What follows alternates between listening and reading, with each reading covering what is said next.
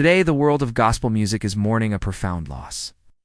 On July 7, 2025, at the age of 92, the beloved gospel icon Mama Mosie Burks passed away peacefully. What makes her departure even more striking is that no cause of death was shared. Publicly, there was no mention of illness or an accident, a calm, dignified farewell. For a woman whose voice once filled churches and lifted broken spirits, her final moment was as graceful as the life she led.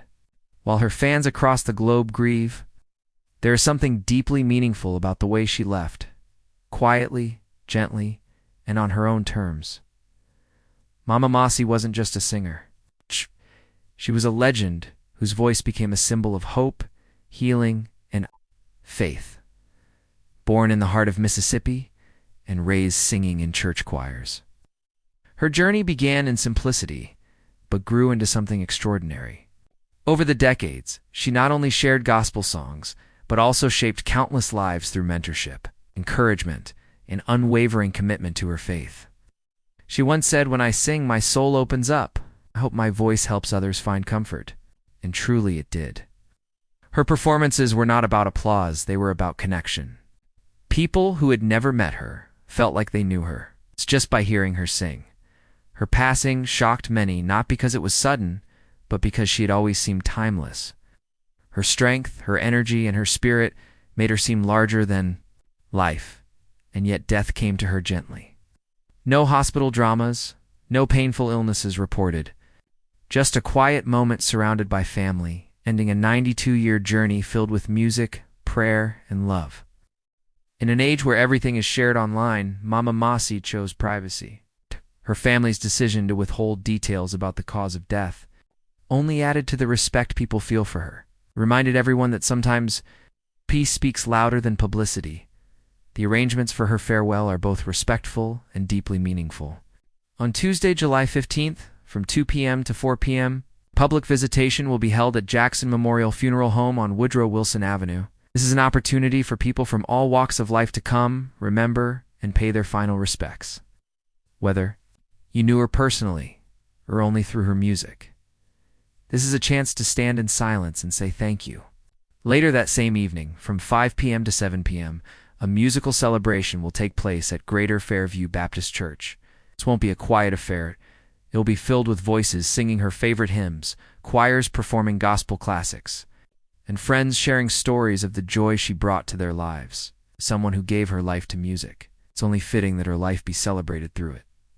Then on Wednesday, July 16th at 11 a.m., the official funeral service will be held at Greater Bethlehem Temple.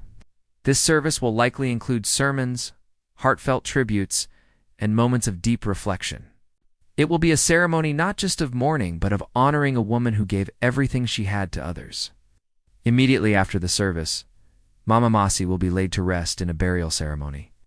Just like her life, her farewell is rooted in community, love, and a deep sense of purpose. But Mama Mosie's impact cannot be measured only by dates and events. Her true legacy lives in the people she touched. One of her former choir members, a woman named Miriam, once shared a powerful story. "I came to her broken," she said. "My voice was quiet. I didn't think I was good enough. She looked at me and said, 'Sing like you mean it.' That day changed my life." Stories like Miriam's are not rare. Mama Mosie gave hundreds of people not just a place in the choir, but a place in life. She believed that music wasn't just about sound, it was about soul. Her influence can be compared to legends like Mahalia Jackson, who brought gospel into the mainstream, or Fanny Crosby, who wrote over 8,000 hymns. But Mosie Burks carved her own path. She didn't seek fame, yet she became famous. She didn't chase the spotlight, yet it found her. She stayed rooted in her community, teaching, leading, and encouraging young artists to find their voice not just musically, but spiritually. Her strength was in her quiet leadership, in the way she made people feel seen and heard. Even in the smallest towns where she taught choirs or visited churches, her presence changed lives. Children picked up instruments for the first time. Women stepped up to lead worship. Men returned to church after years away. One pastor recalled, "After Mama Mosie came, our entire music ministry transformed. People sang louder, prayed deeper. She brought something with her, something powerful. This is what makes her loss so personal to so many. She didn't just sing songs, she planted seeds. She also spoke in ways that people remembered for a lifetime. Your voice is your gift. Use it to lift others, she once told a student. These simple words became a lifelong motto for many who knew her. Even now, weeks after her passing, her words echo in church halls, rehearsal rooms, and family homes. That's the kind of legacy no award or headline can capture. Her funeral services are expected to be deeply emotional and inspiring. The musical celebration will likely feel like one of her concerts, full of clapping, tears, laughter, and raised hands. The funeral service will bring together generations of people who were touched by her.